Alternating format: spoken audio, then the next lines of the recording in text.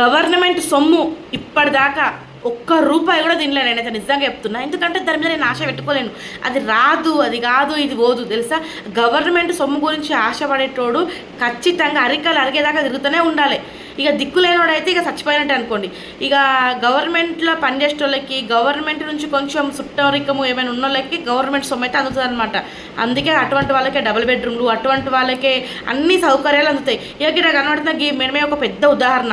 ఎందుకంటే ఇప్పుడు double bedroom లేని వాళ్ళకి మళ్ళీ ఎంక్వైరీలు వేసుకుంటూ ఇస్తామని చెప్పారు కదా.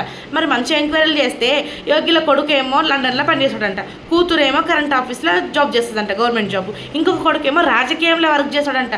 మరి వీళ్ళకి గవర్నమెంట్ ఫెసిలిటీస్ ఉన్నాయి కదా, అలాగే మంచి ఆస్తిపాస్తులు కూడా ఉన్నాయి కదా, మరి వీళ్ళకి ఎట్లా ఇల్లు వచ్చింది? అసలు ఏం ఎంక్వైరీలు చేసారు చెప్పురి. అందుకే మీరు ఎవరు గవర్నమెంట్ గురించి ఆశ పెట్టుకోకూరి, మిమ్మల్ని మీరు నమ్ముకోరి. ఓట్లు అడగడానికి వస్తారు కదా, గప్పుడు ప్రతి ఒక్కరు మాట్లాడుర్రి.